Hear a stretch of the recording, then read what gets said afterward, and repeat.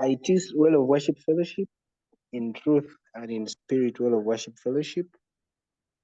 Today is Thursday, and we're back with the top stories making headlines in Uganda, East Africa, and the world at large. It's been quite an eventful week, if you ask me. Of course, we don't have time to go through all the stories. We just have 2 hours between 6 and 8 p.m. That's when we discuss the few topics that we can handle. And of course, you're welcome to join us any Thursday, 6 to 8 p.m. East African time, as well as Mondays, 6 to 8 p.m. East African time. On Mondays, we have Q&A. So if you have a question about life, the Bible, religion, faith, God, even if you disagree with the whole idea of God, please come and join us. Come and join us and we'll, have a discussion. We don't claim to have all the answers or know everything, but yeah, we debate issues, we discuss. Sometimes we agree, many times we disagree. That's all right. Yes, so this week, if I may just go through the top stories. Some NUP supporters who have been in jail for about 4 years, including, I think, one of the most popular one being Chumacha Bobby. And then there's one called Olivia Lutaya. They pleaded, you can put that in quotes, they pleaded guilty to the charges before the court martial.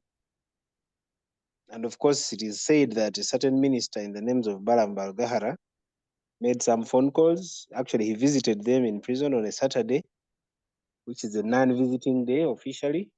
Those are the allegations on the table. And then on Monday, the prisoners pleaded guilty. So we wait to see what's going to happen after that. Of course, the critics have been out. The jury has been out. Why should these kids accept crimes they did commit? I think even NUP as a party itself has said, I remember Bobby Wine tweeted on that day that the 7 who refused to accept the charges are heroes.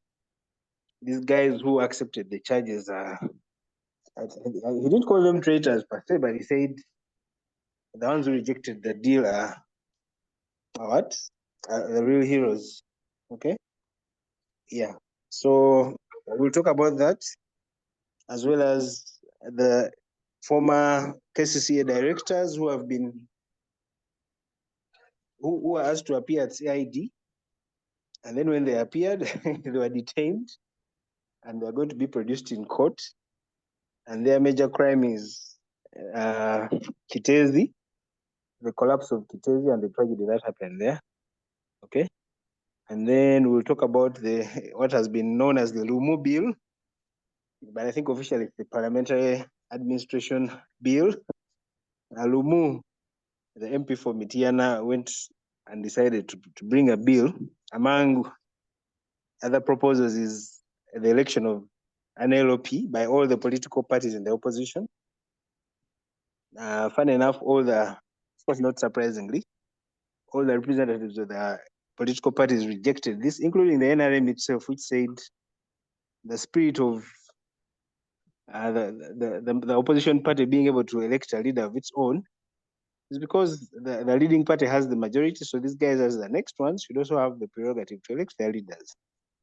So the minority party should just shut up and work towards being, the minority, either the biggest political party or at least the second. And then also we saw this week, Turkish firm signed an agreement with the Ministry of Works to start on the SGR, 272 kilometers, the first phase, that is from Kampala to Malaba. If you've been following this story, you should know that this deal was first given to the Chinese, I think 5 years ago, if I remember. And then the Chinese asked for certain conditions. The government couldn't fulfill them. The Chinese pulled out. And then there was a corruption scandal actually that broke out after that. There was a claim that somebody wanted to eat $500 million alone off that deal. Remember, this was supposed to be a loan from China. So that deal collapsed. And remember, the SGR came about when all East African leaders agreed to build this, basically connect coast to coast. from Mombasa to Malaba, and then from Malaba through Uganda all the way to DRC, and then I think there's a leg going to Rwanda, and then on the northern side we're supposed to connect to South Sudan, and then South Sudan is supposed to construct a part. So SGR is a big deal. In Kenya, of course, opinions are divided. Some think it's an expensive venture, it's a white elephant, but I think we cannot deny that travel between Mombasa and Nairobi has been reduced. And of course, in Tanzania, there's a lot of success stories. They've been launching electric trains and all these things. So we'll discuss the SGR. And then if we stay in Kenya just a little while, this topic has been here for a couple of weeks. We've not had time to discuss. And the impeachment of Gachagua. Gachagua is the deputy president. Okay, I don't know if any of you have been following proceedings there, but it seems hot. If I may translate from the local language, it's boiling while it's not covered. Yeah, we'll discuss why Ruto decided to throw his man under the bus. Or did he? Okay. And then in our social topic, if time allows, we'll discuss the changing dynamics of family structures. Yeah, let me go back to the NUP guys who pleaded guilty. Of course, we all know, I think even the government knows this was never about the charges themselves. This was politics at play. I think, in my opinion, they wanted to just break these young people's spirits. Of course, you'll ask why they didn't arrest the top, the top leaders of NUP, including Bobi Wine himself and others. But that was never the purpose. If you ask me, it's always the foot soldiers who are arrested, serve as an example to others. So these guys have been in jail, in the court martial, produced, denied bail. I don't know how many times, produced sureties, denied. Until finally it is alleged that certain Balaam, Barogahara, the Minister of Youth and Women, I think, went to prison to see them. Then on Monday, they pleaded guilty. So, like I said in my intro, I saw a tweet by Bobi Wine saying the guys, I think 7 or 9, you'll correct me, the 7 who said they're not going to accept the guilty charges are the real heroes. Yeah, but then, of course, the debate has been going on. What if it was you, 4 years without trial? These guys have families, they have children. What do you do? If accepting a guilty plea is going to give you freedom, quote unquote, then why not? But of course, I'm not a lawyer. I don't know what the implications are for somebody who pleads guilty to terrorism and all these other charges which were brought against these guys. Does it remain? I saw a mother to one of the boys who refused to accept the guilty plea. I don't know if you guys saw that clip. She said, "My son is a hero. It will be very difficult for these young people who accepted the guilty plea to walk free at all, to even be employed. Imagine you accepted that you're a terrorist, for example. Will these guys actually get employed? Will they be able to travel out of the country and all these other things?" So it's debatable, and that's why we're here. So let me start with Pedson. Your mic is on. What do you think about this whole saga, if I may call it that, about NUP guys accepting just for their freedom, really, after 4.5 years of incarceration? Me, I congratulate them for taking that bold decision. Because of being in prison is horrible, and being in for all that long is really bad. So I want to first of all thank Baram for the work that he has done, and also congratulate these guys for regaining their freedom. And whatever, because whatever they are fighting for might not materialize at this time. So it was a good move for them to gain their freedom, and now they can rethink the new course for their life. So whatever these other guys are saying, the ones that are considering them to be cowards, it's okay. They always say that the cowards tell the story for the heroes, eh? So Nice one. So they've done a good thing. 4 years is quite a long time. Even if they did it or even if they didn't do it, yeah, they have learned a lesson. And this is the other point I wanted to bring is there's whoever is arresting these guys is sending a signal. You've seen what happened to Sewanyana and who? Sewanyana and Segirinya. Now to these guys here. I stand to be corrected if the same used to happen under FDC, because FDC used to have radical guys, but I stand to be corrected if the government was so harsh on them like how it has been on these people. So there's some lesson that they're trying to teach to these people, and I know more is going to come maybe in 2026, but at least they have sent a signal that if you're coming, come when you're ready. So the other guys that have said, now for us, we're not going to accept, yes. Now for them, it's okay, it's their choice and they're ready for the consequences. But these guys who are there 50-50, at least they know which choice to make, which decision to take. And then the other thing, there's this thing of where they say that they pick people in drones and then they disappear. And when you compare Museveni's government to the previous governments that have been there before him, Amin and Obote, you can see that at least the guy he's showing a lenient side on his opposition, not like his predecessors. And that's why there's even doubt to this, where people say that people who disappear in drones are actually being taken, political prisoners being taken by Museveni's government. So he has showed his side that when you oppose him and you cross the line, he can arrest you for a longer time, but he's not going to harm you or make you or make you die. So at least on that one, we also thank him for that. That he doesn't. People's lives are Showing not. Mercy is keeping you in jail for 4 years. Is that showing Mercy really? But you see, Mothers, young people. his predecessors were killing these opposition people. So at least for him, in comparison to his predecessors, he has showed some. He has showed that maybe he's better. Yeah, that's what I can say for now. Wow, thank you, Ped. Bob, Mzee has had a lot of mercy on this young one. He has jailed them for only 4 years. Could have been worse. That's what Pedson is saying.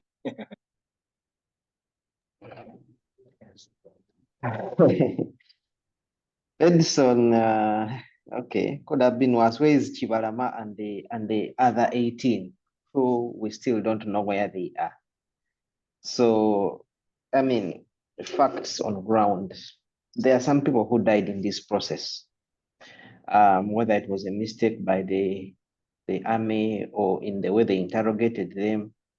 But we surely know that there are some people up to today, the government has failed to account for where they are, and yet they were taken in those drones. So these few who are still there, we cannot say that the government is better than the previous one. So there are lots of questions that are not yet answered. I just wanted to start on that comment. Now, in regards to these guys finally giving in, I think everyone knows that this was a coercion. This was, in fact, I don't understand international law and how they handle the criminals and all that, because I know that if you coerce someone into believing their crime, that also in itself is a crime. And I don't know how they handle it. But we know how these guys, the stand from these guys has been for almost 4 years. They were always coming in the court saying, no, we are innocent, we are being rechanted politically. And they would come with their, red, some with their red shirts or whatever.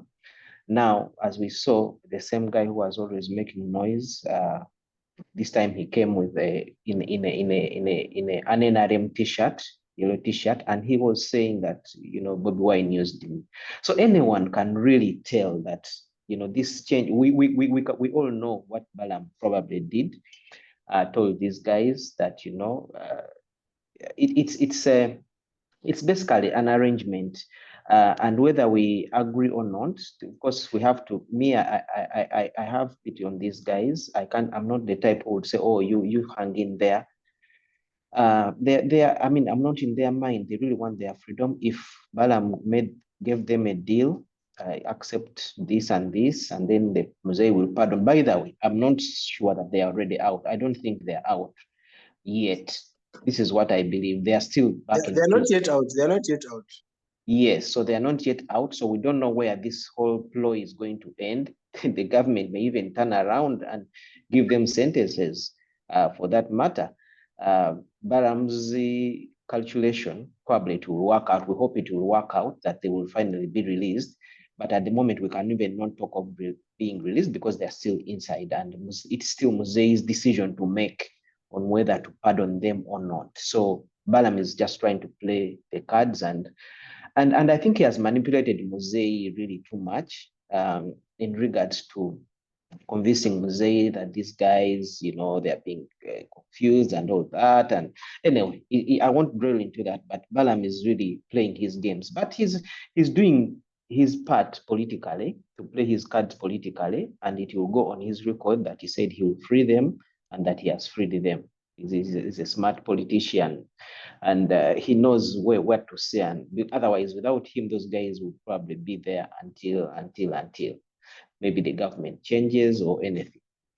Yeah, so for me, that's the way I view it. I hope they will come through and be freed. It has a lot of repercussions on them, accepting those criminal charges internationally. You can't travel, you can't do all these things. I don't know where it will all end. Them accepting, I'm sure their lawyers, their previous lawyers had already told them, if you act, because this negotiation of accepting was always on the table, even with their previous lawyers. And they were telling them, if you accept this is what you have at stake by accepting. This is what you have by not accepting. So they decided to accept, even though they are innocent. So let's wait and see. Those guys who remained there may also eventually accept or not. We don't know. We'll watch the space, but this is not yet over. But we just know that it's all about it. No, I just wanted to ask a question. It might be unfair on your part, since you said, they had to do what they had to do. But why are some calling them traitors? Why are they calling them traitors? Those of us on Twitter and in the comfort of our homes, they're calling these guys traitors for accepting to be guilty. Of course, everyone has their betrayed our cause. Everyone has their own opinion. Everyone has their own opinion. If I was in their shoes, of course, I don't know what I would have decided, but everyone makes a decision based on a conscious evaluation of what is at stake, and they made their decision. So I will not call them traitors. I will just consider what they've gone through, and for them to come to that conclusion and have a change of mind and now put on yellow and now say, yes, we did this and this to gain their freedom. For me, I wouldn't call them traitors. It is just they're hard pressed, and they really probably had no option, because they had lost all hope. I mean, 4 years, lawyers are coming in, the court is just pushing you left, right, and center. Today you come, they say your sureties are not enough. You bring MPs to stand for you, they bring another reason. It's like they had exhausted all the available legal means, and they just had this option of saying, okay, let us accept and come out. Yeah, so I can't call them traitors. Yeah, the people calling them traitors really need to rethink that. Yeah. Thank you, Bob. My brother Musazi, are you there? And what are your thoughts on the issue of the NUP young people accepting or pleading guilty to crimes they didn't commit? Good evening. Good evening, everyone. Good evening. This is not even debatable, because we all know what freedom means in our lives. Even if they don't put you in a prison and they lock you up in your house, you can't get out of your house, you're going to feel like you are in prison. So you can think about people who have been imprisoned for 4 years. They have families to support. They had jobs from which they used to earn an income. Those jobs are no more. And the people who lead the party to which they belong are as free as birds in the air. Bobby Wine can travel anywhere. In fact, he's been traversing the world, sometimes with his wife, sometimes with his children. Now think about someone, a young man or a young woman, who since 2021, 2020 in fact, has been in prison. Life is miserable.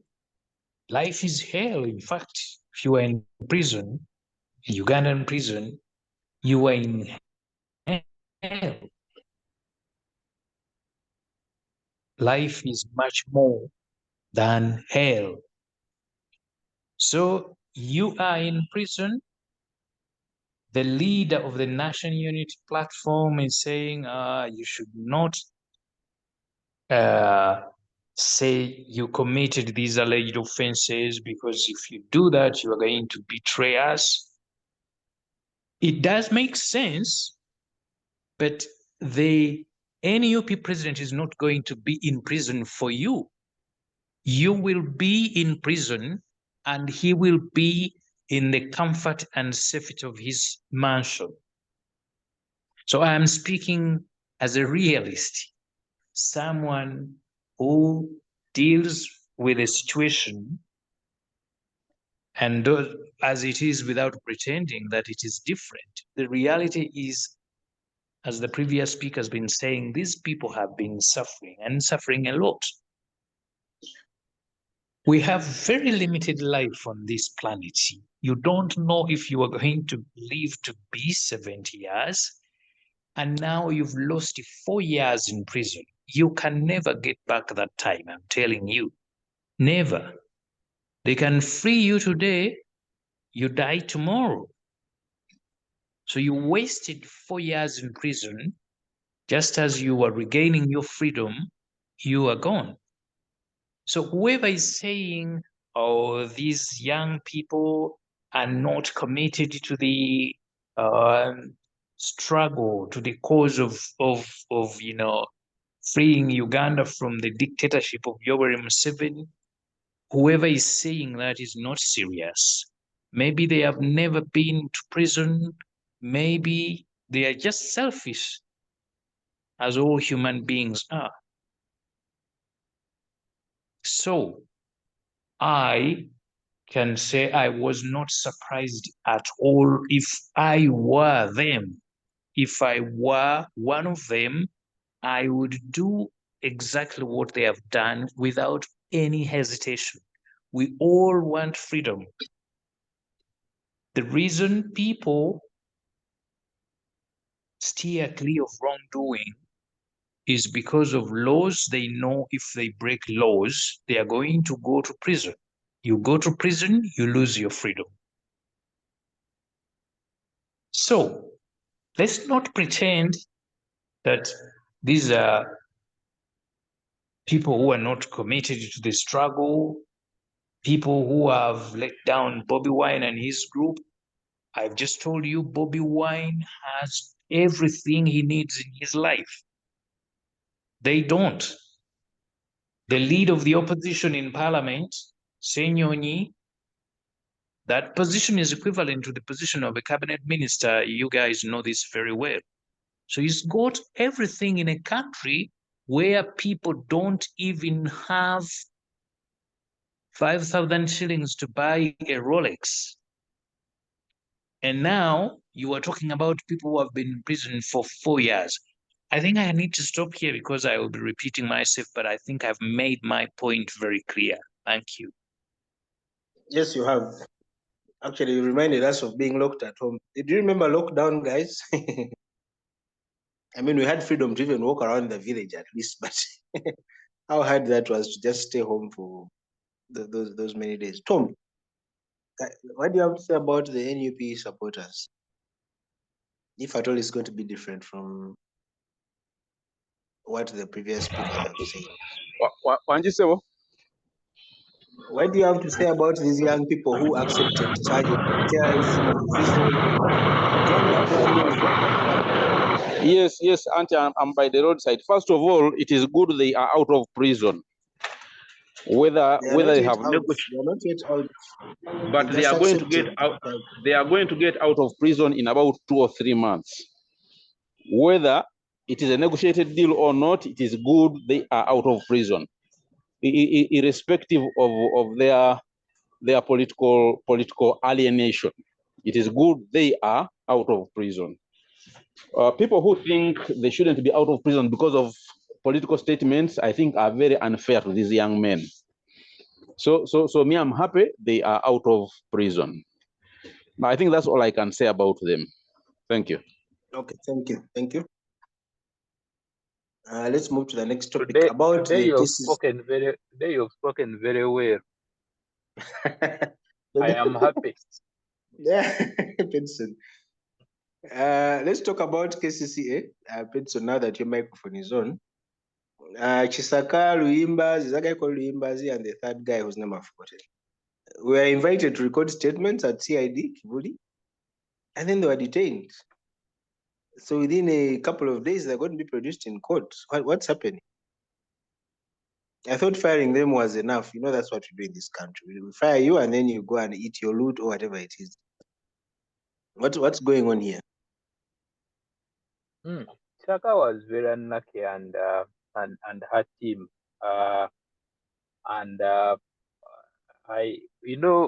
We have, it's been very rare to see the NRM government punish people for negligence. And on one side, it is maybe something that we should have been doing for a very long time. Probably governance issues would be, or service would have been much better. And that's what brings the other question: is it really the negligence that Saka is being punished for, or there's some politics?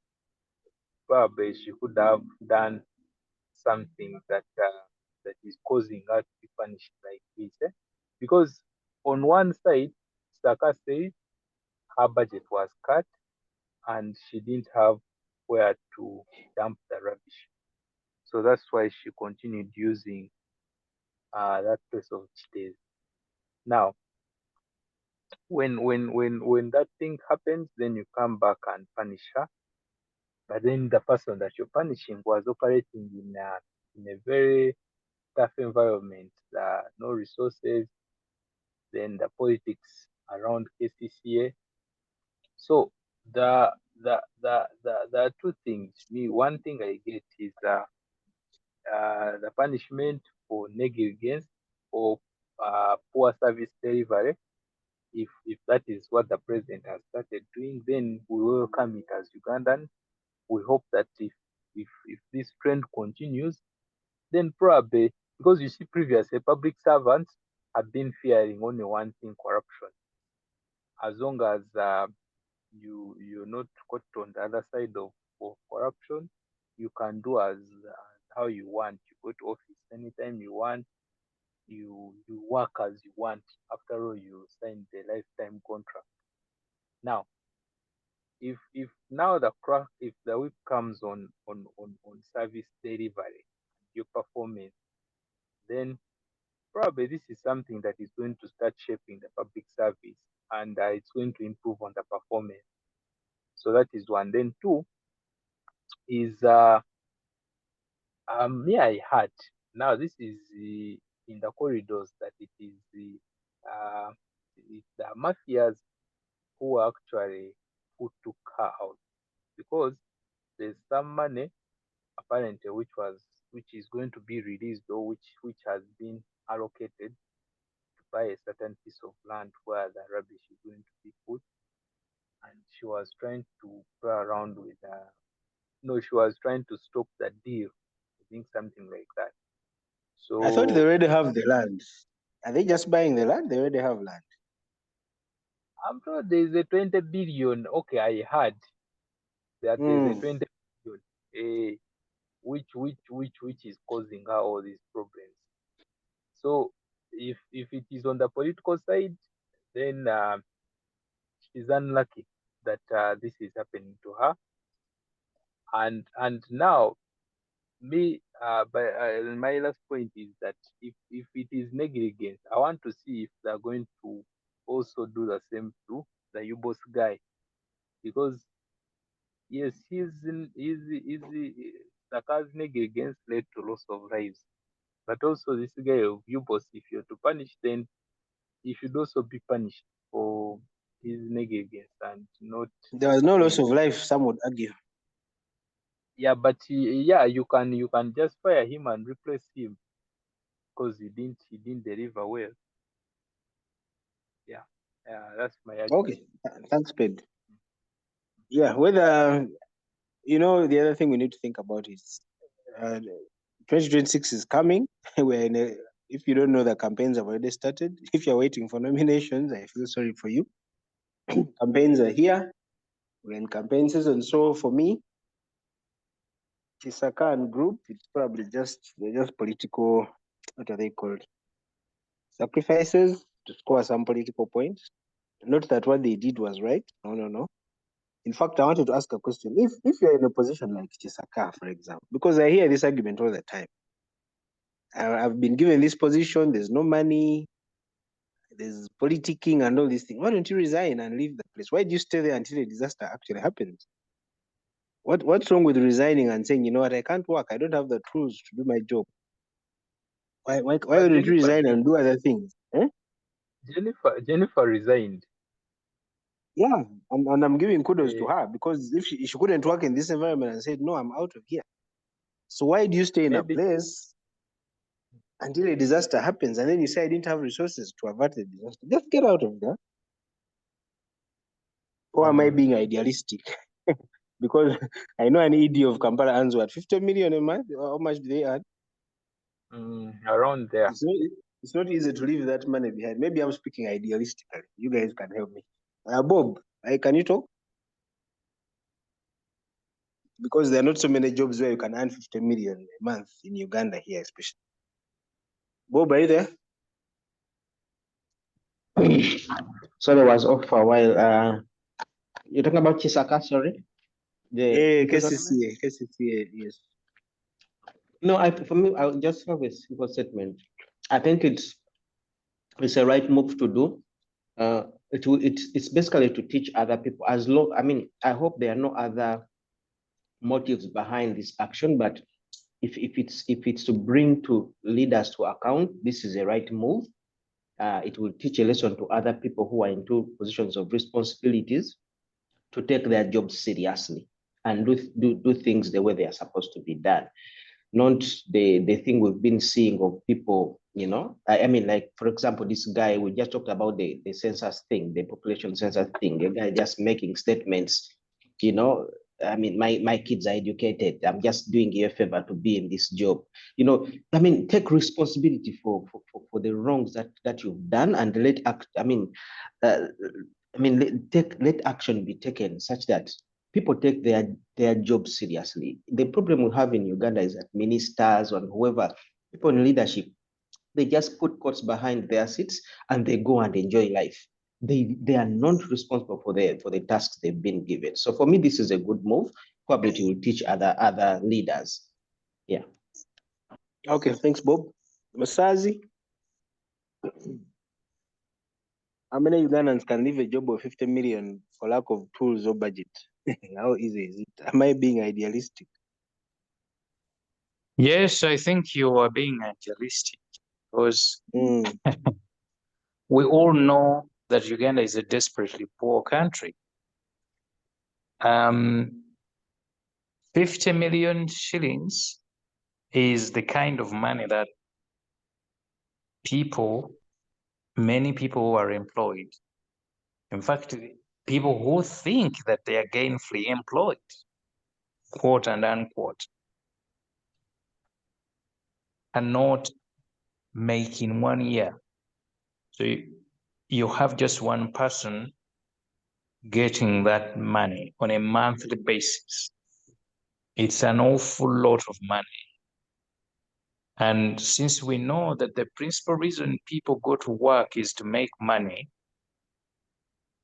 yeah, people will always tell you, I love my job, I really love what I'm doing, but lay them off and ask them to continue working.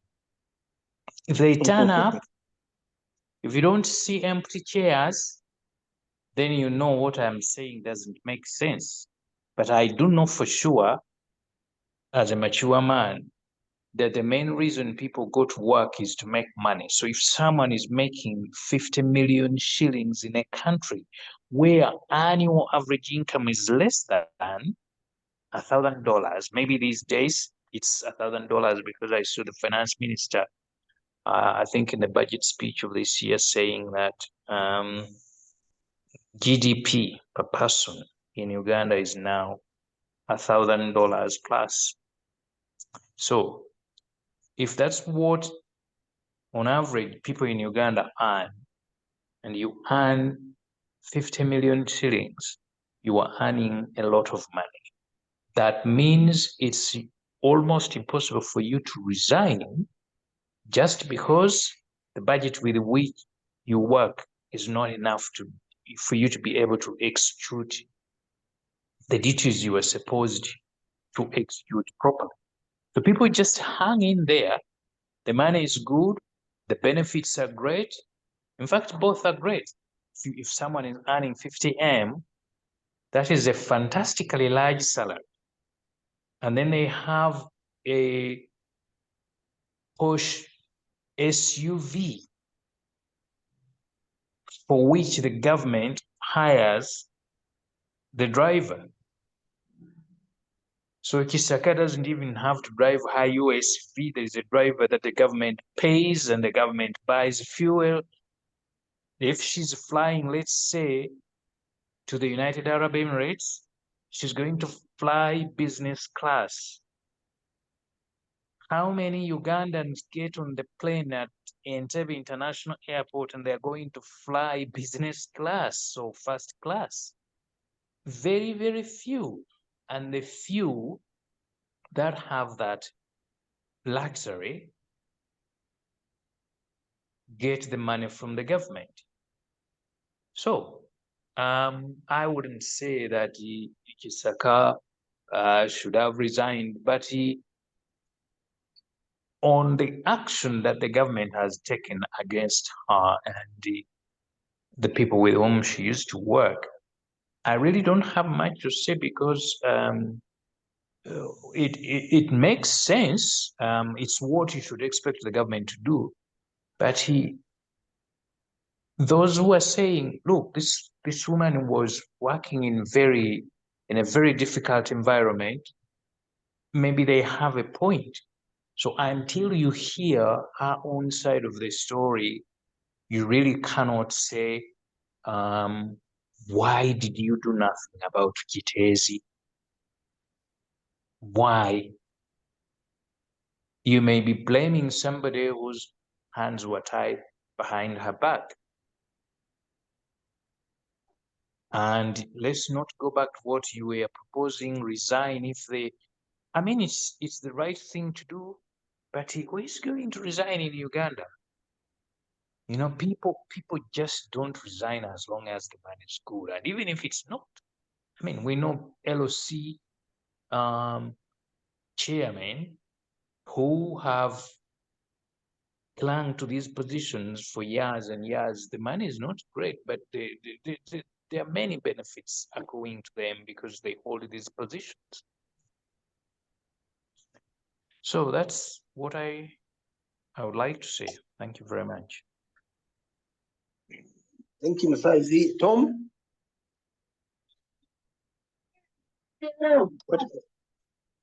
What are your thoughts on the KCCA officials being detained, basically being charged formally? Things are serious. Museveni is working after all. I want to hear Tom's take on this, but I guess with an noisy place. Oh, he's here. Okay. Yes, Tom. Or personally, I think if they are culpable in any way, they should be charged.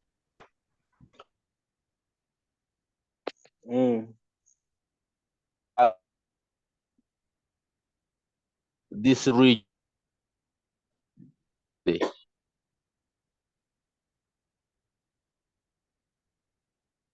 You keep breaking. I don't know, like me or... Are you guys here, Can't Tom? hear you, Tom. The You keep breaking. To take. No, Tom, this is not working. Sorry. I don't know which part of the world you are. But yeah, maybe you can drop off and come back on. Who's Zoom user? Somebody's called Zoom user. Who are you? Can you unmute and say something? Zoom user is not very helpful.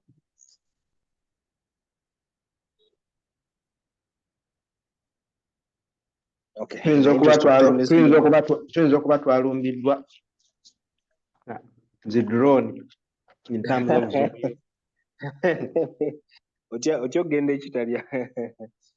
Okay. Let's talk about the SGR. Like I said in the intro, all East African countries agreed to do a railway line standards from Mombasa to Malaba, I think to Kisumu as well, and then into Uganda, all the way to the border with DRC. That's in the west, and then I think Rwanda is supposed to connect to that as well, and then in the north up to South Sudan. Yeah, Kenya got onto it. I think they're the first to do it. Tanzania too, if I'm not wrong, but Uganda was a bit reluctant. We actually heard of a scandal where somebody was asking for, is it $300 million as a bribe for bringing this deal? So the deal had been signed with the Chinese, they pulled out, and now we have signed with the Turkish, who built the one in Tanzania. So they have experience. I don't know about the cost, you guys can advise. But yeah, so they're going to do Kampala-Malaba first, and government said they already proceeded with land acquisition. They're at about 50%. So the deal is on. The deal is on. We should all be happy. Petson. Hey, SGR. the land acquisitions. Hello? Yes. The land acquisitions, we are going to pay 630 billion in compensations. Wow. In compensations, and the cost of the project is 2.3 billion US dollars, and it's going to cover a distance of 274 kilometers. That's from Malaba to Kampala. Now, there's a report where they are comparing the costs because this is in Kenya, Tanzania, and Ethiopia. So there's that comparison where you're actually seeing that it's not really bad. The cost is it's like uniform across those countries, which seems to be really okay. To me, it was something that I had issues with it because you find that the cost in Ethiopia and the cost in Kenya and Rwanda, sorry, the cost in Kenya and Tanzania are almost the same. So I raised I raised some suspicion. Either the one who was doing that comparison wanted to do a justification for the cost here in Uganda, or the one who is bringing this project is there's something that maybe they are trying to do in these countries. But anyway, that aside, we needed to have a serious comprehensive study, like a feasibility study for this. If the problem that we have now is the railway line, and if it's going to solve it. So if we are to invest $2.3 billion, then what would be the benefit? What would be the benefit? What are we gaining as an economy from that? In Kenya, they invested all that money. For them, they are connecting Nairobi to Mombasa, but the project was not worth it. In fact, Kenyatta at some point had to issue an executive order, and they say that they need to ensure that all cargo should travel by that standard gauge rather than trucks. Remember that in Kenya they put their port as security to the Chinese, and that's at one point they almost took the port. I think their cost was about $4 billion. So we needed to first do a comprehensive cost benefit analysis, which I think maybe we have done, because usually these people at finance maybe could have done that, but then we are yet to see the actual benefit of this investment to the normal person. And you also know our government, our leader, is so much interested in investing in these capital assets, the roads. Now we are now starting on the railway, and there's less investment in the people's livelihoods, because there's that debate of do you first invest in these capital investments, the infrastructure, to develop the economy, or you wait for the economy to develop and then it calls for the demand for these capital investments? Because if you invest in a railway, 2 billion, and then there's no cargo transport on those, lines, it will really be useless to you as a country who is investing in this.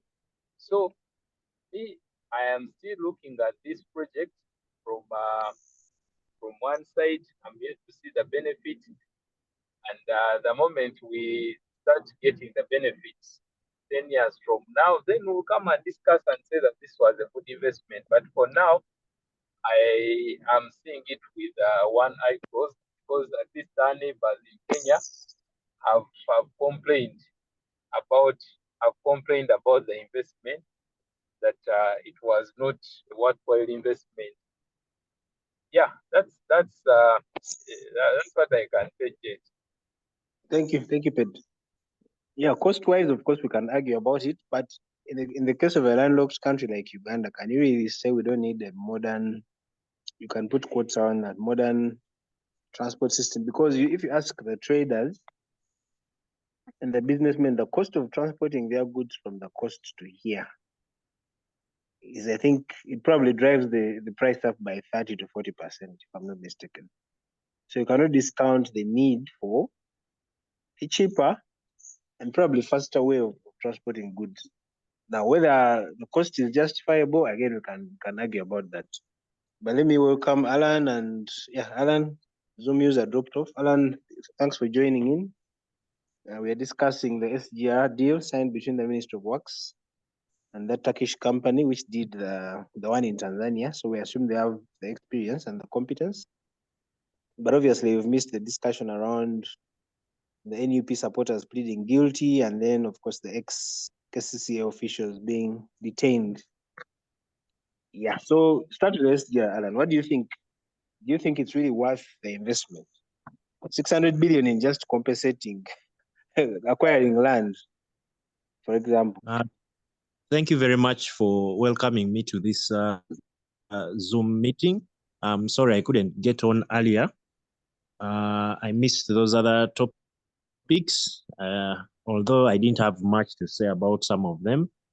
For the SGR, my take is that we need to wait for the Kenyans to get the thing up to Malaba.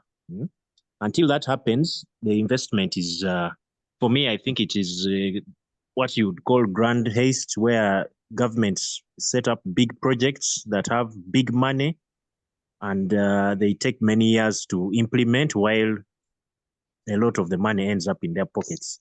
We need the railway, but it can only be a worthwhile investment if the other guys have gotten theirs up to Malaba. Right now, I know it stops in Naivasha, I think. And I don't think it even has many things to move between Nairobi and Naivasha. Secondly, the Kenyans did theirs. They did the Mombasa to Nairobi, I think, in 3 years, about 500 kilometers. Ours I've seen is about 270 kilometers. The pace at which we do Ugandan projects, I am sure we are going to do it for like 10 years or even 20, because we did 21 kilometers of the Northern Bypass for like 15 years. So I don't have high hopes in this government executing such projects. But I think the railway is easier. The railway is easier to do than a road. No, it's not Really? easier, because most of the delay is going to be in compensating people. We are going to have ministers' kids claiming they have a rock that needs to be bought by Ministry of Works at I don't know how many billions. So you'll spend a lot of time in and out of court, and people negotiating on their cuts for the compensation. And you'll also And find also- spirits in some areas claiming trees shouldn't be cut. Yes. Also, the other argument is that you see, when the Kenyans were doing theirs, in order for them to eat a lot of money, they designed a whole new route for the train. So they needed to compensate new people. The cheaper option would have been to just expand the existing railway, replace the trucks with the SGR trucks. But that would mean you are not compensating anyone, because the government already owns that truck. So is Uganda also going to do the same, or it is going to find new areas to put a new train? And if it finds new areas, what happens to the old one? Because the old I one think, now, yeah. we are celebrating Because that it there's has also a been project to extended revamp the old one, by the way. I think to I've seen Namamve some places. Yes. So what will happen to that old one? We have been trying to use it for passenger services, but it was not designed for passenger services. It passes in in the inner parts of the settlements, and when you use it, you still need to be transported from where it has left you. I know some of our colleagues may have used the one in that stops at Namamve. From Namamve, you still need a border to get you to Chiwanga, because it was built as a cargo train passing in off the main trunk roads. But if you want to build one for passengers, it should be passing probably next to the road. You have seen in Europe, some of the trucks are on the real roads that cars use, because people don't stay off the main roads. They settle near the main roads. So if you are to use it for passenger services, it has to take that kind of arrangement. So my general take on SGR for Uganda is a bit pessimistic. I don't know. It's just Thanks, the Alan. best. Thanks, Alan. Okay. You're not alone. Jet, Let's Plead. that they say that it's going to create jobs, and then there's also that aspect of that our locomotives are going to be electric. So maybe on the other side of the environment, you can say if I'm yet to confirm the number of trailer of containers it's going to be carrying. There you can say, okay, if we replace these diesel trailers with electric train, maybe we'll be saving some, we'll be reducing on the carbon dioxide emissions. But in all, I really don't think that it's a worthwhile investment to me. Yes, and that argument of creating jobs is one of the most misused arguments. Jobs are created when you have industries because people are working there for their entire lives. These projects, they just employ people for a short time and then those people go back to being jobless. Most of them are just porters. It is not like if you build the SGR, you will go and build another train in another district and another district. It's just a one-off. So politicians like those things of, we are doing this, it is going to create jobs, it is going to improve tourism. But when you do the real analysis, most of those things are just outlandish statements. Alan has no kind words for these guys. They said 40% of the money will go to local content, as they call it. Anyway, Musazi, do you have anything to say about SGR? Yes, very little though, and I share the same concerns as the previous speaker because he gave very good examples of projects that shouldn't have taken an awful lot of time, but they took a lot of time. So I don't think that the standard gauge rail is going to be any different. In fact, it could take even much longer. Maybe 10 years, as he said, and a lot of things happen in 10 years. Between 2014 and 2024, you've seen what has happened. We had COVID. So if it's going to take that long, maybe some of us may not even be able to use it. But on the We might even have a new president by then. yes, but if you put those concerns aside, if we had the capacity, the wherewithal to do everything that we should in order for the project to move to go on smoothly, I mean, the benefits are incredible, especially when it comes to movement of goods from the coast inland. The benefits are great. Whoever is moving goods pays much less than they normally pay using trucks. And going to sorry.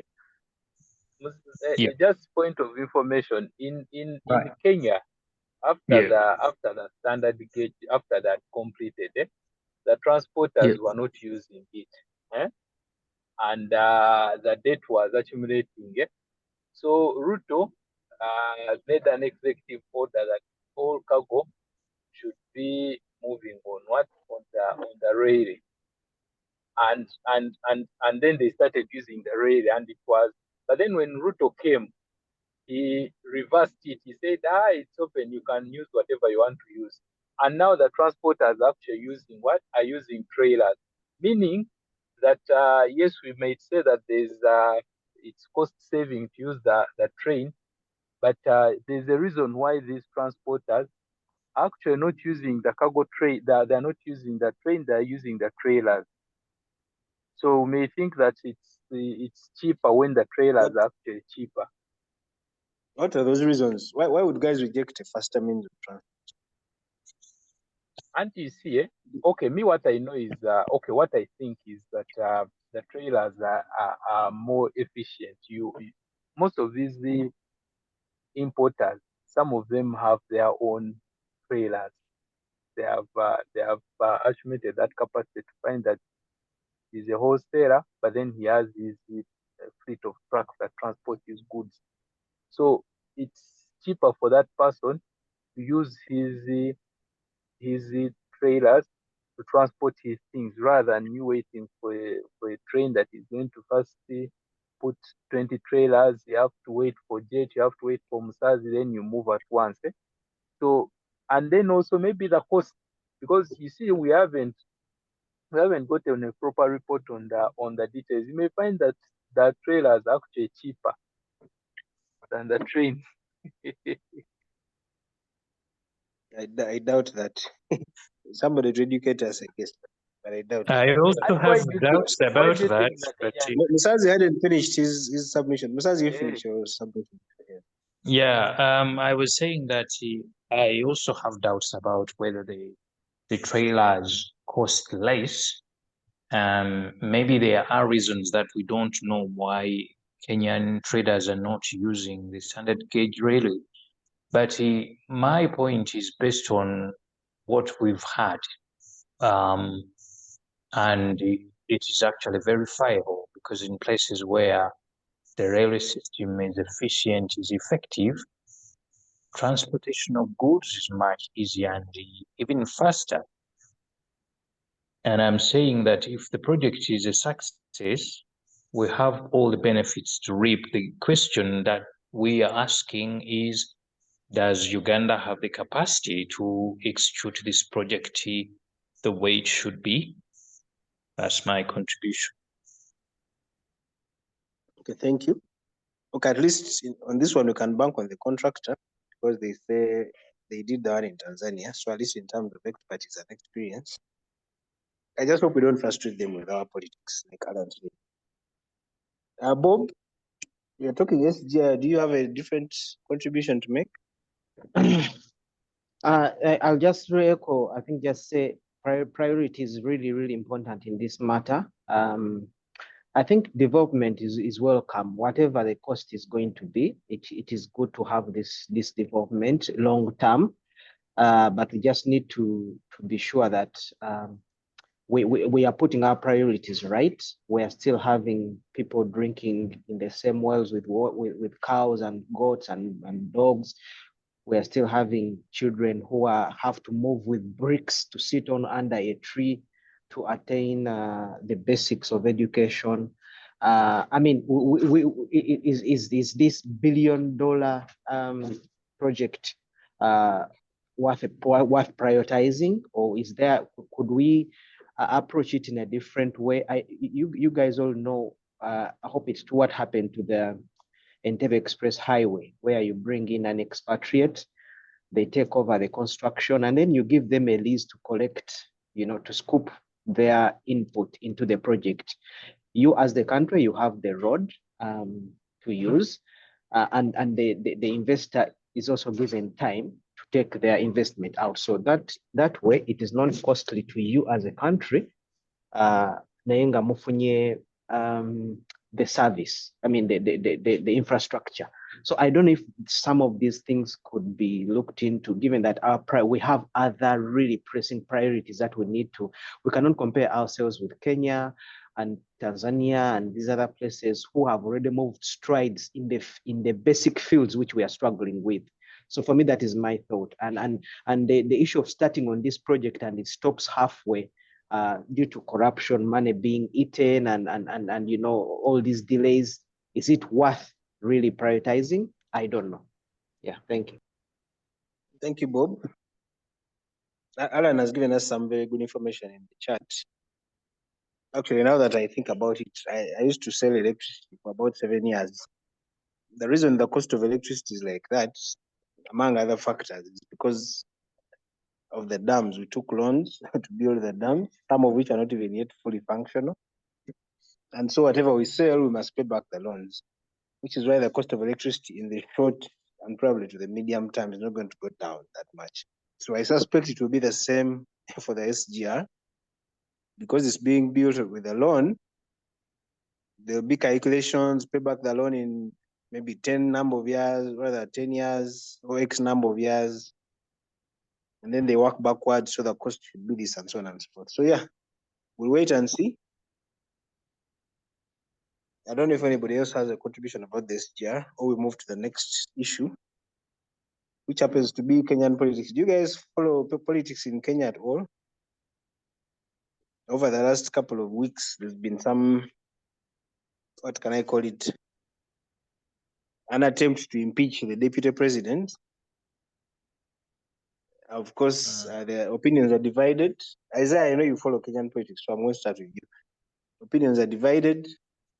Old clips of Ruto have been pulled out, where he said Of course, they asked him about his fallout with Uhuru Kenyatta before, and he said, no, that one cannot happen. It cannot happen with me.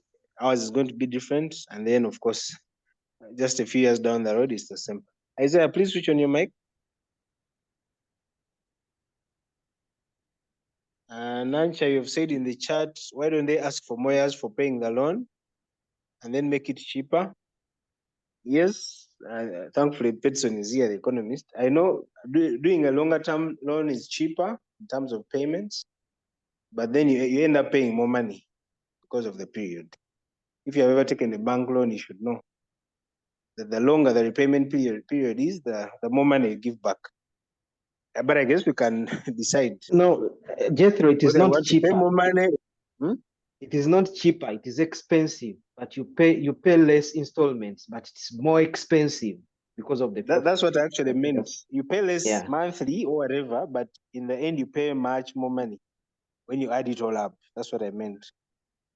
So Nancha, I think our good leaders decided to have a short to medium term loan so that we're able to pay this off and then proceed with Isaiah's mic is off. Anybody has been following the Kenyan story? Petson, have you? Yeah. What Now, do you want to say? actually, now me the two things I get from this story is there's a bad precedent that is being set because Ruto had issues with his boss. Now his subordinate is also having issues with him. So there's need to review that office that was created of the deputy president because the deputy president really has a lot of power, and I think even does he appoint ministers as well? He has certain powers. Of course, he comes with his own influences, so some key ministries are reserved for him. Now that is something that Kenya should actually review, because in Africa, where the structures and systems are not yet good and stable, no one wants to share power. People want to have power and they want to have it all. So we have seen Ruto fighting with Kenyatta. Now we have seen Gachagua fighting with his boss. So really, the problem should be the administrative structure of how that office was set up. But then two things. One is the risk that Ruto is running, because those Kuyus can try to become tribalistic, and that will mean that his second term would be really, really checked. Then two is these recent riots have really exposed that guy. People believed in him, and he did not deliver as he had promised. So now you again bring in this crack here of your deputy, and who is from the majority tribe. It might actually really affect his second term, as he's going to campaign and seek for a second term. Those are my observations. Okay, thank you. Actually, if you've read through Mpuga's proposals, his amendments, creation of a deputy president position is one of those. I don't know if you guys have had a chance to read this. Under who? Under Kaguta. Under Kaguta. But anyway, we have a deputy president, though it's not in the formal structures, but he's there with exclusive powers.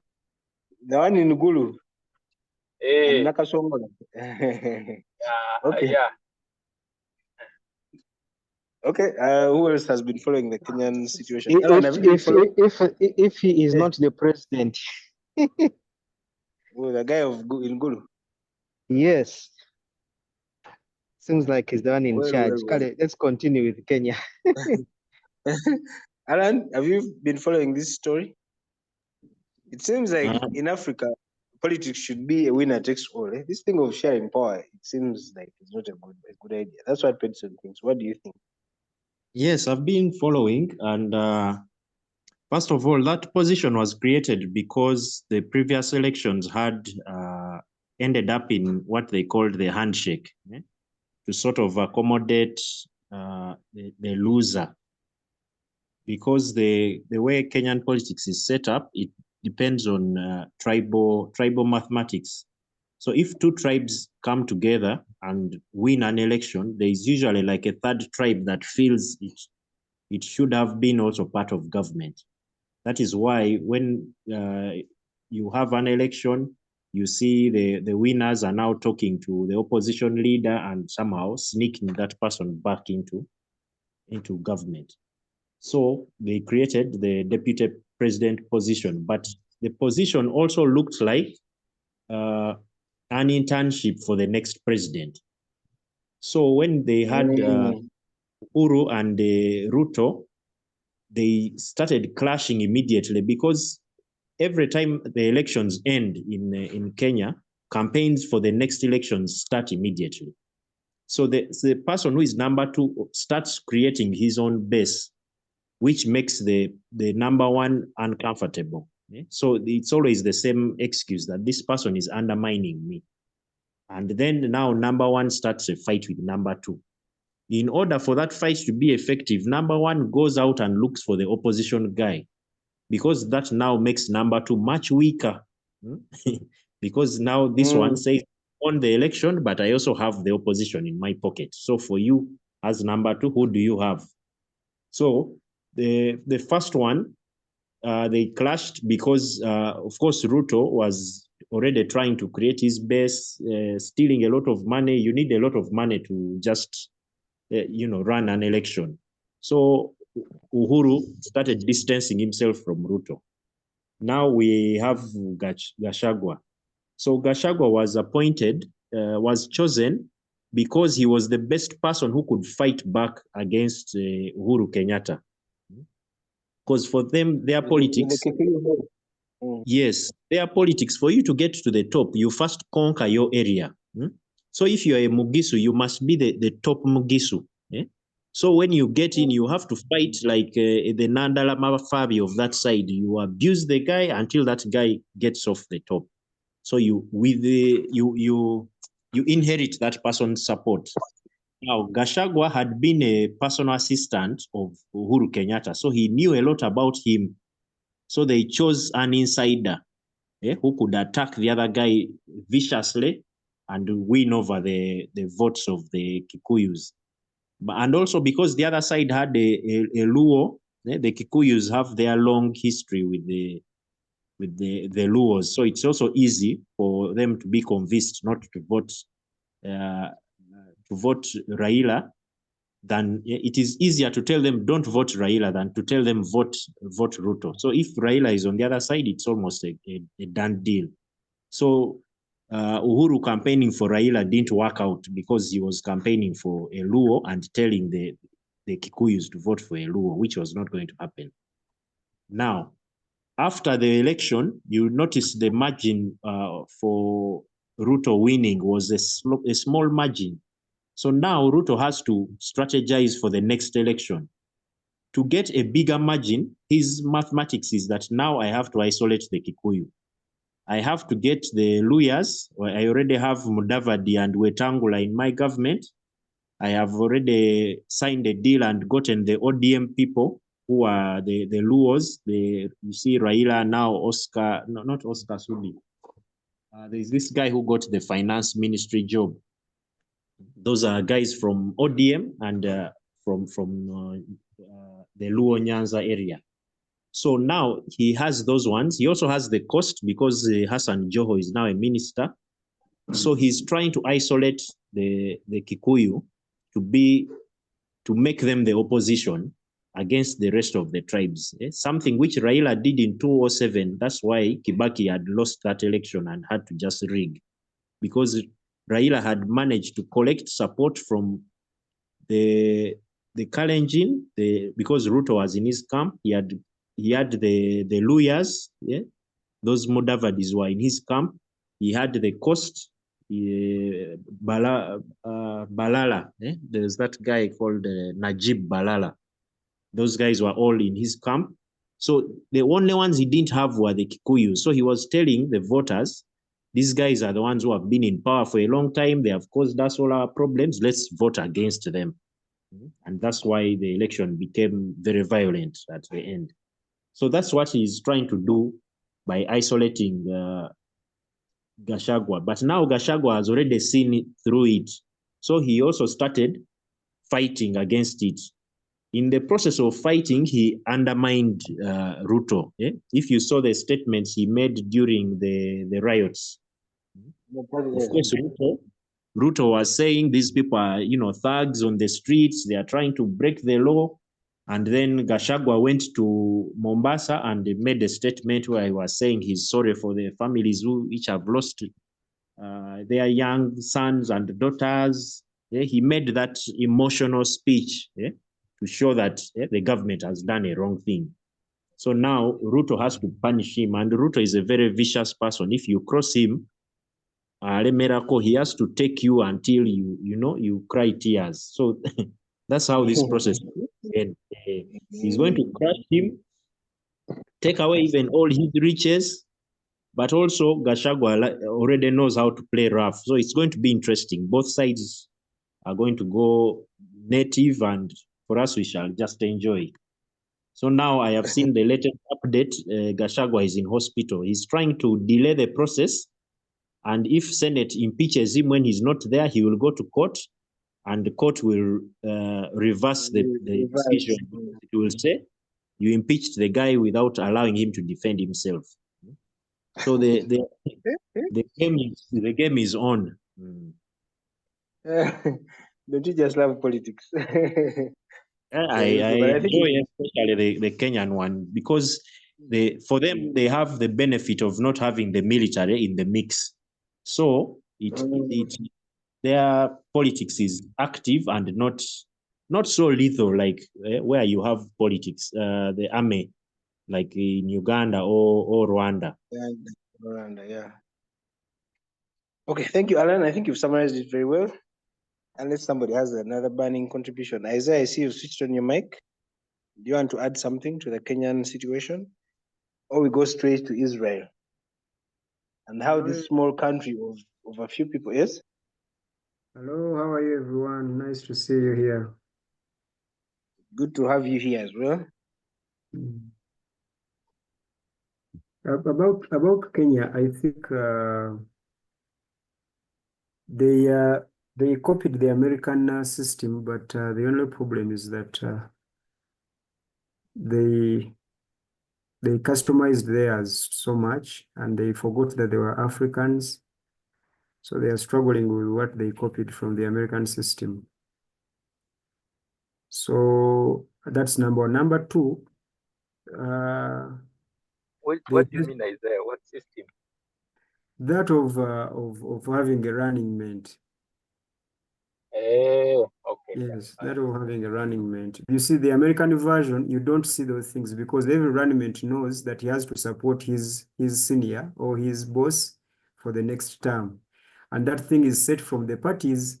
So the problem with Kenya is that they don't have parties.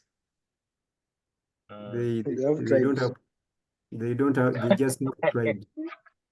So now there is no way you can tame the greed of the deputy president who actually campaigned and came on vote. And then you tell him that he's not going to fight for his career. By all means, he has to do that. And there's no way you can tell the incumbent that he's only going to lead for only one term.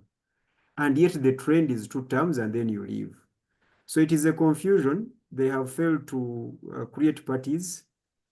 They normally create those parties during the campaign, and those are not actually political parties, but just coalitions. The real agenda is tribes. Since independence, only 2 tribes have been leading that country, and that is not about to change as far as I am concerned.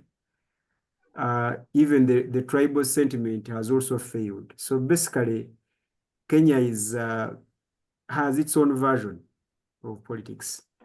Now, their advantage is one, they have succeeded in maintaining their institutions functional.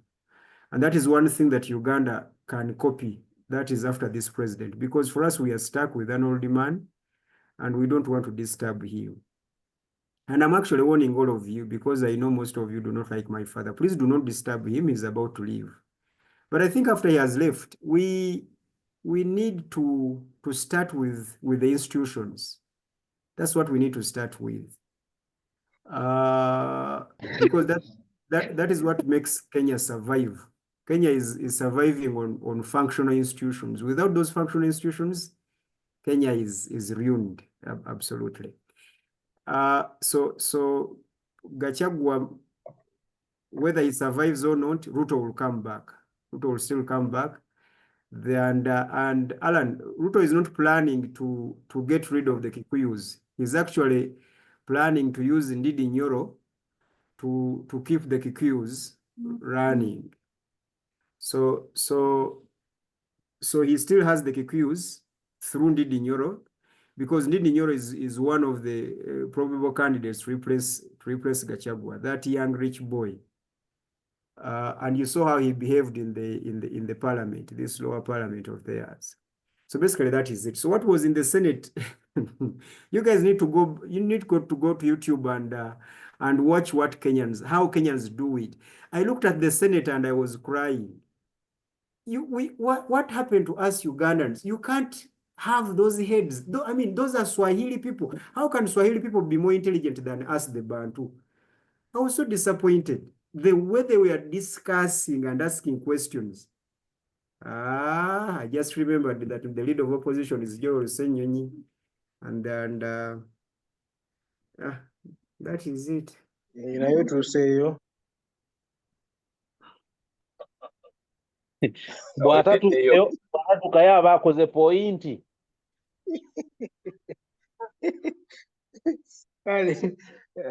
We have about 29 minutes. I want us to talk about the war in the Middle East. It has been on the radar for two weeks now, but we never got a chance. I think we should get it out of the way. I was just trying to say how Israel is bullying everybody in that place.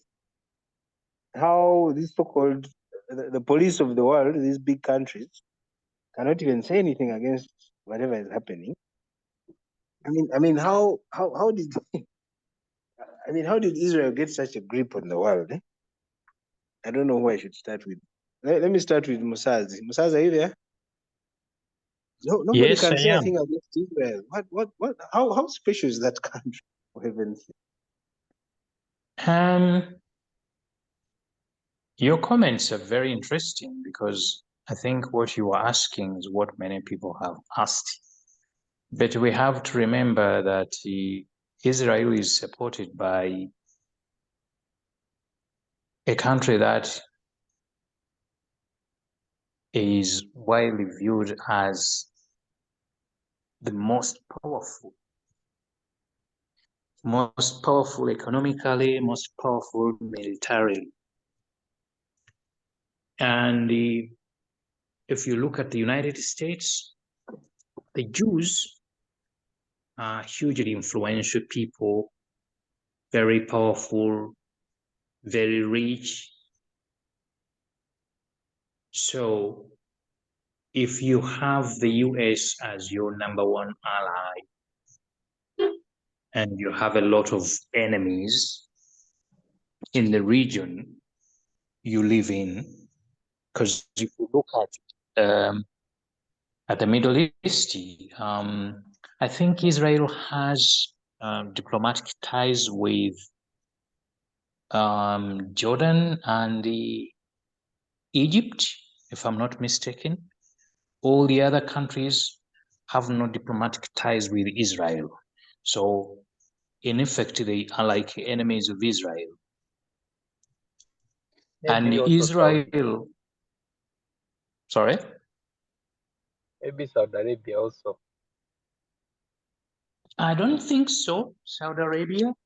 I don't think so. I lived in Qatar for many years, about 8, and Qatar is Saudi Arabia's neighbor. So I was reading a lot about Israel, Saudi Arabia, basically the Middle East. And what I remember, I'm going to look up that after this, but I remember Israel didn't have diplomatic ties with with Saudi Arabia. But what I want to say, I want to go back to the question the moderator was asking.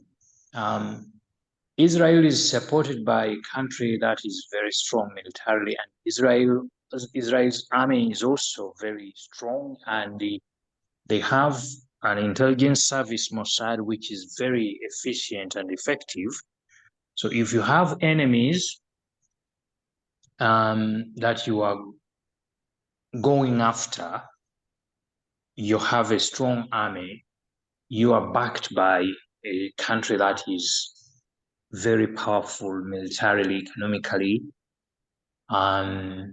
you have a very effective intelligence agents, you are going to ride roughshod, if I may put it that way, over anybody who is standing in your way. And you can see Israel, despite being small, I mean, it started with Hamas, and it has killed Hamas leaders even before the war that began after October the 7th. Israel had bumped off several Hamas leaders, one of whom actually escaped death in Jordan. They had deployed Mossad agents to poison him, and I think the United States intervened, and they I don't know what they call it, something he used to neutralize the poison that he used. So he escaped death and is now living in Qatar. But the point I'm trying to make is Israel is what it is because of the support it gets from the United States, and because the countries that really matter are still on its side, the United Kingdom, France. So if you have the support of the United States, you have the support of France, you have the support of the UK, and others that I can't say off the top of my head, you really can do a lot and get away with it. I am surprised that it has been to Syria. It somehow manages to infiltrate Iran's intelligence system and interfere, in fact, cripple Iran's plans to build the atomic bomb. So, if you are going to be Israel's enemy, I think to make progress in fighting Israel, maybe you have to be a bit like Israel. Those are my thoughts. Thank you, Musazi. Petson? They killed Hamas leaders until guys refused to become leaders. On that one, I really have no comment. I don't like those guys, You don't like those guys? the Jews. Okay. Or Isaiah, or those Isaiahs. There were two also disturbing the Middle East. Okay.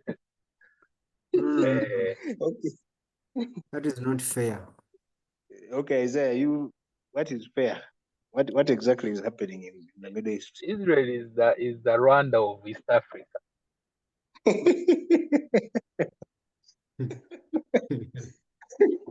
Isaiah.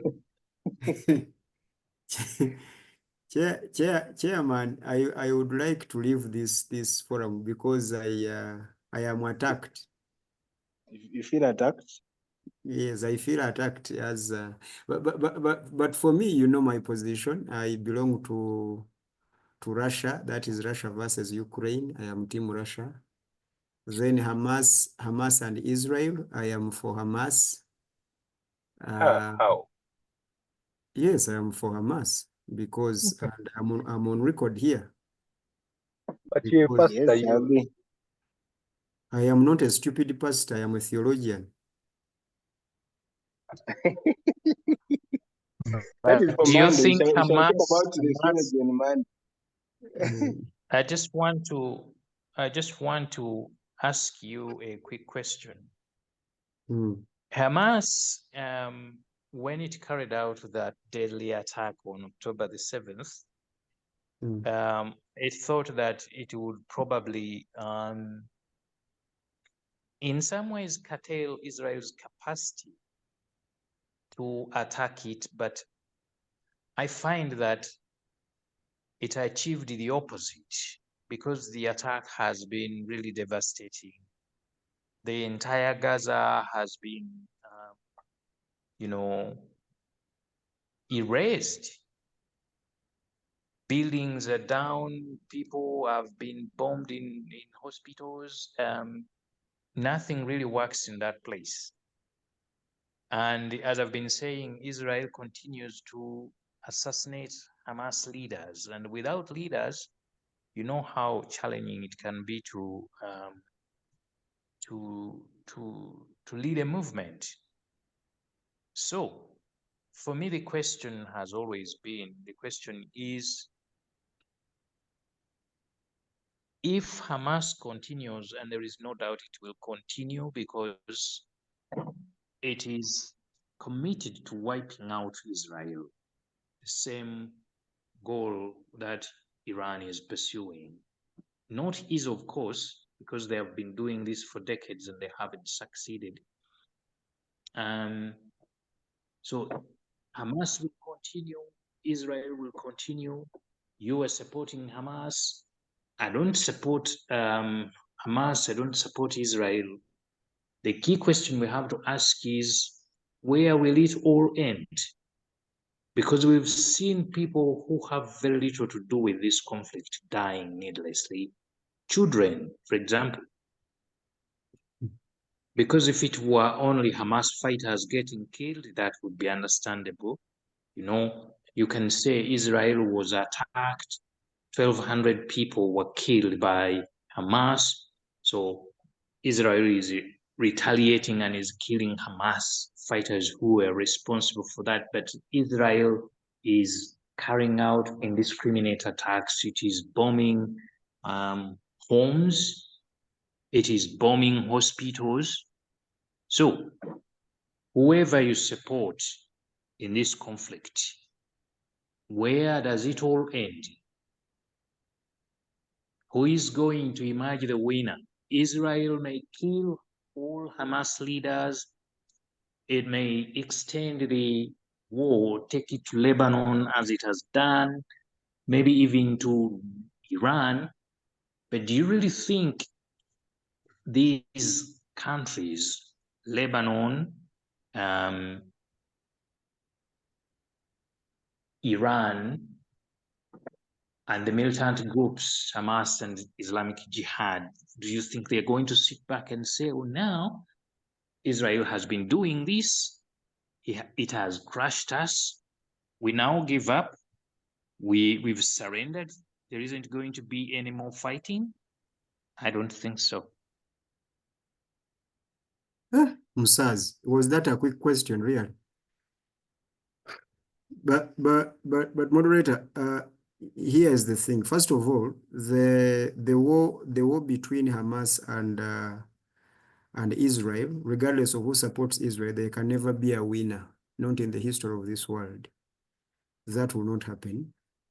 The only winning solution is a two-state solution, which Israel does not want, which actually the Palestinians want, as far as Qatar is concerned, but Israel doesn't want it. That's number one. Number two, Netanyahu himself has issues. He wants that war to continue because it safeguards him in two ways. Number one, his challenges of his party, because if that war stops, he will be overthrown. Secondly, his corruption cases also, if he gets out of power, he will be charged. So Netanyahu wants that to continue. That's why he has now even attacked the Hezbollah, and they're even planning to extend it to Iran. That's the whole thing. Now, one of the things that you need to know is that there's a propaganda of October 7th when the Hamas attacked Israel. That's the propaganda that has been given and propelled by the Western countries. But no one is talking about the occupation, because Israel, what you see in Gaza is just destruction of structure, but they were already destruction of human beings, where you need to be checked and undressed before you enter your house, where there are barricades in each and every town. So that kind of occupation is what the Hamas people were actually responding to. So what is happening in the West Bank, there's at least some kind of freedom in the West Bank than there is in Gaza. So Israel has always been there, the bully in that region, and has always played this card of the World War of Hitler. Everyone hates us, but God blessed us, everyone hates us. So they have sold that rapport to the entire world. So everyone looks at Israel with pity, and then they are praised as the wise people, the people of God. So that narrative of that has been sold throughout Christendom and through the politics of America has favored Israel in this. But I can assure you, Israel is a culprit in all of this. They have failed to recognize Palestinian as a state. They have refused because they don't want that, because of their phobia to the Arabs, and not because of that, but the American country also understands that if you leave that state to exist there and you don't have Israel as a thorn in the flesh of the Arab countries there, they might build up a bigger opposition. I'm still watching here because I know very well America cannot tamper with Iran right now. The only thing that America can do is regime change through political turmoils in Iran. That's the only thing they can do, but they can't let Israel attack Iran. If they do so, then we will all be in shade. We will all be fixed and in that shade. But you people, I would like you to know that Israel has been abusive to the people in Gaza for over now 30 years. You have to understand what the situation in Gaza. I wish I had time to take you through step by step what was happening in Gaza before the bombing of October 7th. Of October 7th.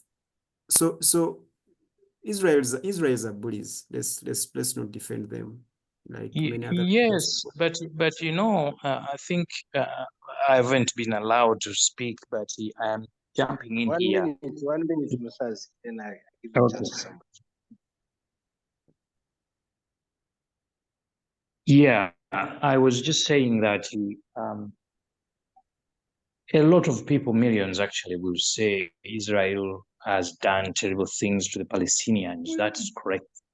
But militant groups, Hamas, Islamic Jihad, you've got to know that they are doing also terrible things to the Israelis. The rockets that Hamas fires in southern Israel, if Israel didn't have the capacity to stop them, they would be killing a lot of civilians. So as I conclude, I just want to say that it is very naive to expect Israel, given its military power, to just look on if it is being attacked, even though the but you see, millions of people. Musaz, your argument is that Israel is being attacked. No, Israel is not being attacked. So that narrative of Israel has the right to defend itself. Defend itself against what? It is always Israel on the offensive. It is actually the Hamas people on the defensive. So those wrecks that you see are just defensive mechanisms. That's what you were saying, but to that's not defend is what by attacking. Israel see the situation. They know I they are already- being I- attacked. No, I already told you that Israel is occupying Gaza illegally for the past 40 years. Yeah, but my You've point been is, because it's not you only saying this, but my point is, much as the world is saying Israel is occupying Gaza, Israel is not going to sit back and merely look on when Hamas. That's the point you're missing. Israel went first to Gaza before Hamas went to them. Hamas has just come. Hamas actually is a new phenomena after Arafat died. That's the point you're not getting. Israel has always been No, there abusing people. I think we are not together here. maybe we can say we cannot, we should agree to disagree. My point is, if you are being attacked, even if you are the So let me get you from that point. Let me get you from that point. Who is attacked here? the thing is, Israel shares a border, if you want to call it that, with Hamas. And I've been telling you, Hamas. No, I want a clear answer. Who is attacked between Hamas and Israel? Who is attacked? This is a war situation. Both sides are attacking each other, so you cannot say. You're not answering the question because you said if you attacked. So I was asking who was attacked first. Okay, it is alleged on 7th October Hamas attacked Israel. And that is the wrong narrative, Pedson, that I'm trying to tell you guys. The actual thing is that there is an occupation. No one is talking about that. An occupation is attack. No, it's not wrong because it is a fact illegal that occupation Hamas is not attacked. wrong. Illegal occupation You are is not wrong. saying illegal occupation is wrong, but if I thought you didn't have a side. Now I see your side. So illegal occupation is not an attack and it's not wrong. I'm just trying to show you that it's naive. It's the height of naivety for us to think that Israel will just listen to what the world is saying and not defend itself. How defending yourself against what? You are the one attacking. You are the one who attacked the Hamas region, Gaza.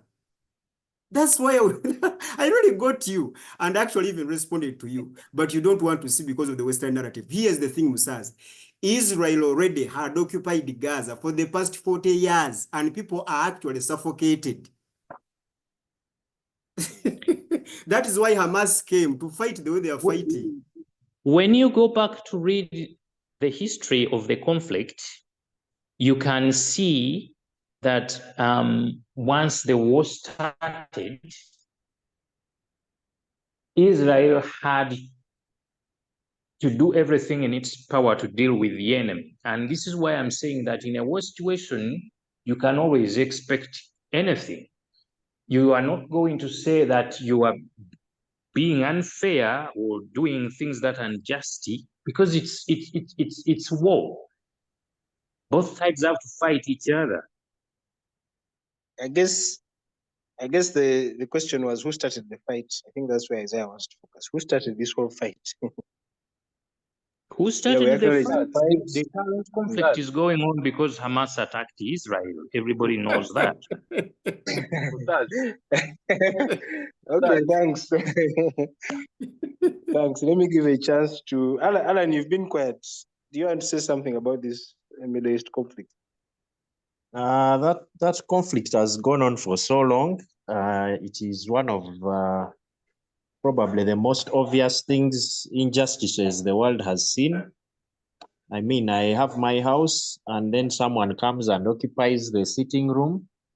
Then after some time, he takes over the kitchen, takes the guest wing, he takes the guest bathroom. And then when I throw a stone at his house. When I throw a stone inside my house, this person complains. He says they are under attack and they have a right to defend themselves. But, so much has happened. I think the decent thing would have been to stick to the 1967 borders. Let Israel move back and get out from occupying parts of Palestine. And there have also been interesting contradictions because I have had a colleague mentioning Hamas. Hamas was actually created and funded by Israel to sort of diminish the influence of Yasser Arafat and his Palestine, what was it called? PLO. So it is like you have FDC and then someone funds NUP, and then NUP becomes very big. Yeah? So Arafat started off with, of course, that radical approach of, kidnapping some Israeli soldiers, executing them. Then that forced Israel on the negotiation table. They negotiated, but with the time they went against what had been agreed. They occupied more and more land. So when you have a situation of an injustice, the person who is your rival may try to negotiate with you. And when they fail, more radical people come up because they think that this person who was negotiating on their behalf is not doing a good job. You see, even in the case of our neighbors in Rwanda, there is that argument that because Habyarimana was negotiating with RPF, the inner circle of his people said this one is now not radical enough. Let us get rid of the man, and for us, we execute our genocide. So even when you have BCJ and is not radical enough, you will see NUP people coming and saying, hey,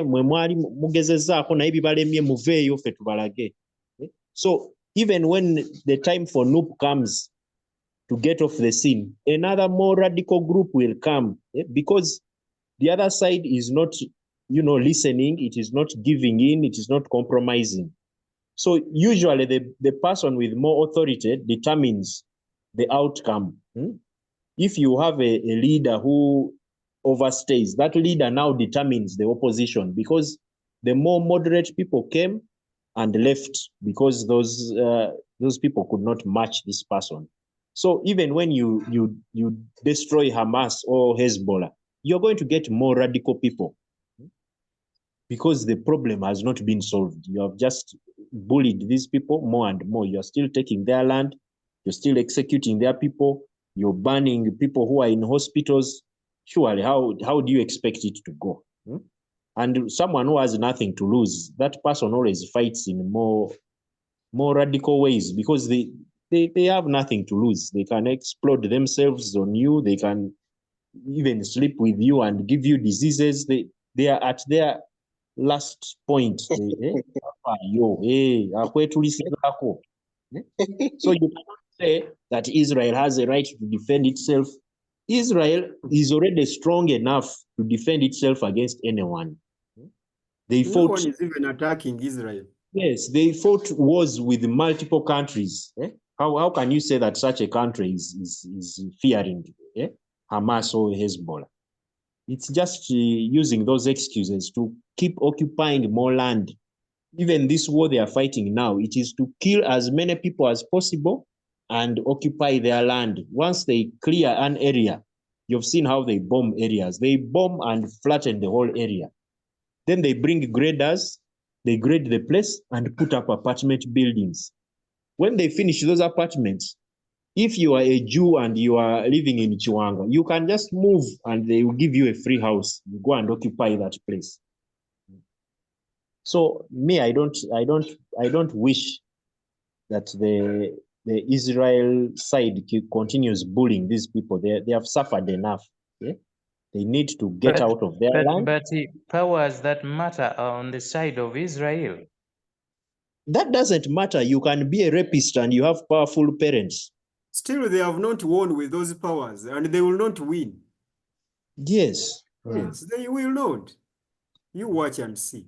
We are all human beings, Musazi. You can't bully us because you have the powers. By the way, I'm not supporting Israel. I've made that very clear. I just want to talk about facts as they are. Yeah, of course. I have a question. But personally, before you ask, do you see how now we are different from Israel with the human Tutsi? For us, we don't destroy and we don't occupy. Yeah, you're there dominating Eastern Congo. What But are you talking about? The gold that you're selling, where do you get it from? You have a question. You had a question. Now, my question is now on the Hezbollah, because you talked about Hamas, and I think Hamas, they are finished, but the Hezbollah, I remember when this was starting, someone was talking on radio saying how Hezbollah is very sophisticated and saying that for them they are more powerful than Hamas, so it will be very difficult for Israel to crack them. So, but then the Hezbollah have even become much easier for them. Then two is the war in Iran. How easy is it going to be for Israel to attack, yet they are not close to them? Well, Okay, how easy is it going to be for them to fight them, yet they are not close to them? the whole thing, the war against Iran is a proxy war, that it is actually funded and fueled by the United States. But the United States does not want to go bare knuckles in that of Iran. But for the Hezbollah, Peterson, have you been following? Of course, Hezbollah are more sophisticated than the Hamas, number one. Number two, according to my statistics, Israel has lost actually more in these few days of the Hezbollah war than it lost in Gaza. That's one. Two, again, the Hezbollah also are also suffering the same thing because Israel occupied Lebanon for 12 years again. Again, it was Israel. So what they want, because the government of Lebanon is three leaderships, two Muslims, Sunni and whatever, and another image of Christendom or Christians. They just want now for powers to now switch and go to the Christian. I am a Christian, but I do not belong to that school of thought where we have to dominate everywhere and all cultures. Maybe they're not talking about the Christianity that I preach, but still, Hezbollah will still be sophisticated and they're going to scatter all these people. And at the end of the day, it is America and the Western world that will be suffering with terrorists, because once you displace these people and disorganize them like this, they won't give up. Yeah, so really that power dominance thing is And then Iran, you've said because what Israel is threatened. well, Israel is not Israel. Israel will be throwing some bombs like there and assassinating leaders, but they won't attack bare knuckles. Why? America cannot afford to make its base there in the Middle East vulnerable, because once you attack Iran, the American base, which has almost 70,000 soldiers, will just be slaughtered like chicken. So America cannot go bare knuckles through Israel. It will not. You wait. We are just waiting for Trump to win. If Trump wins, there will be some changes. There will be some changes in Ukraine war, and there might be some changes in Israel. If Kamala wins, still there will be changes, because the Democrats right now are not in good books with Netanyahu. That thing will end after America has gotten what it wants. It is Netanyahu. It is Netanyahu prolonging this law because this war because he's guilty. We shall get rid of Netanyahu, and we bring Garland. Our time is up, guys. Thank you for joining in. We shall continue this discussion on Thursday. Otherwise, on Monday, we have Q&A. So we'll be waiting to hear your story about your faith journey or lack thereof. So please join us on Monday. Yes, it is going to be. It's going to be epic. You just have to be all ears, and I will tell you everything I think I should tell you. We can't wait. We can't wait. Yeah. So have a good night if you're in East Africa like me, and see you Monday. Okay.